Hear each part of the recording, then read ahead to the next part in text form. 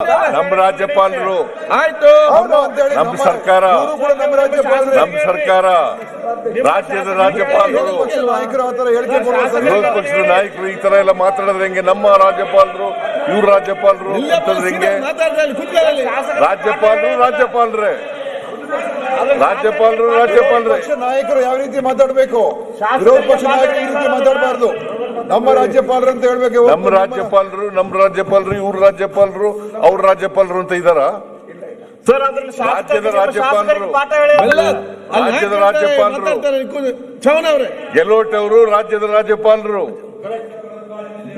ಮುಖ್ಯಮಂತ್ರಿ ಸಿದ್ದರಾಮಯ್ಯ ನಿಮ್ಮ ರಾಜ್ಯಪಾಲರು ಅಂತ ಇರಲ್ಲ.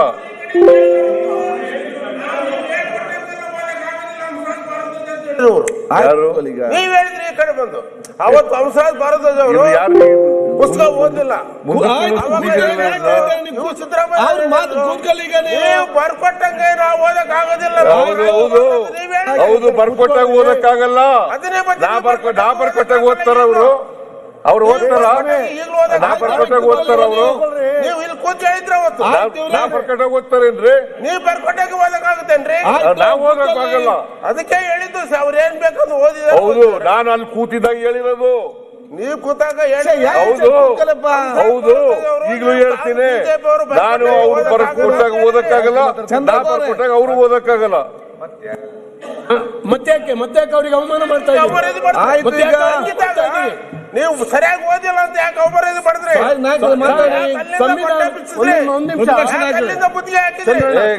ಮಾಡಿದ್ರಿ? ಇವತ್ತು ಕೂಡ ರೆಡ್ ಅಂಡ್ ರೆಕಾರ್ಡೆಡ್ ಅಂತ ಹೇಳಿದ್ರೆ ಹೊರತು ನನ್ನ ಭಾಷಣ, ನಾವು ಬರ್ಕೊಟ್ಟಂತ ಭಾಷಣ ಎಲ್ಲನೂ ಓದಿಲ್ಲ. ಹೊರಗಡೆನೂ ಹೇಳಿದ್ದೀನಿ, ಹೊರಗಡೆನೂ ಹೇಳಿದ್ದೀನಿ. ಈಗ ಚರ್ಚೆ ಹೇಳಿದ್ದೀನಿ. ರಾಜ್ಯಪಾಲರಿಗೆ ನಿಮ್ಮ ಸರ್ಕಾರ ಪದೇ ಅವಮಾನ ಮಾಡಿದೆ. ಅವಮಾನ ಮಾಡೋ ಪ್ರಶ್ನೆನೇ ಇಲ್ಲ. ಅವರು ಇವ್ರು ಈಗಾಗಲೇ ಅವರು ರಾಷ್ಟ್ರಗೀತೆಗೆ ಅವಮಾನ ಮಾಡಿದ್ರಲ್ಲ, ರಾಷ್ಟ್ರಗೀತೆಗೆ ಅವಮಾನ ಮಾಡಿದ್ರಲ್ಲ. ಏನೇನೋ ಮಾತಾಡಕ್ ಹೋಗ್ಬೇಡಿ. ನೋಡ್ರಿ, ರಾಷ್ಟ್ರಪತಿಗೆ ನಾವು ಅವಮಾನ ಮಾಡಿಲ್ಲ, ಗವರ್ನರ್ ರಾಜ್ಯಪಾಲರಿಗೆ ನಾವು ಅವಮಾನ ಮಾಡಿಲ್ಲ, ಮಾಡೋದು ಇಲ್ಲ. ರಾಜ್ಯಪಾಲರಿಗೆ ಅವಮಾನ ಮಾಡಬೇಕು ಅಂತ ಇಲ್ಲ. ಅವರೇನೆ ನಾವು ಬರ್ಕೊಟ್ಟಂತ ಭಾಷಣ ಪೂರ ಓದ್ಲಿಲ್ಲ. 4 ಸೆಂಟೆನ್ಸ್ 5 ಸೆಂಟೆನ್ಸ್ ಓದಿದ್ರು, ಕೊನೆಯಲ್ಲಿ 1 ಸೆಂಟೆನ್ಸ್ ಓದಿದ್ರು, ಜೈ ಹಿಂದ್ ಅಂತ ಹೇಳಿದ್ರು, ಹೊರಟೋದ್ರು. ರಾಷ್ಟ್ರಗೀತೆಗೂ ಕೂಡ ಕಾಯ್ದೆನೆ ಹೊರಟೋದ್ರು. ಅವ್ರು ಮಾಡಿದಂತ ಅನ್ಯಾಯ ಸಂವಿಧಾನಕ್ಕೆ ವಿರುದ್ಧವಾಗಿ ನಡ್ಕೊಂಡಿರೋರು ಅವರು, ನಾವಲ್ಲ. ನಾವು ಅಲ್ಲಿವರೆಗೂ ಕೂಡ ಹೋಗಿ ಬಿಟ್ಬಿಟ್ಟು ಬಂದಿದ್ದೀನಿ. ಹೋಗಿ ರಿಸೀವ್ ಮಾಡ್ಕೊಳಕ್ ಹೋಗಿದ್ದೀನಿ, ಹೋಗಿ ಅಲ್ಲಿವರೆಗೂ ಬಿಟ್ಬಿಟ್ಟು ಬಂದಿದ್ದೀನಿ.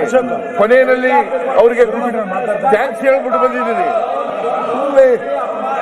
ಏನೇನೋ ಮಾತಾಡಕ್ ಹೋಗ್ತಿರಲ್ಲ. ಅಶೋಕ್ ಮಾತಾಡಿ.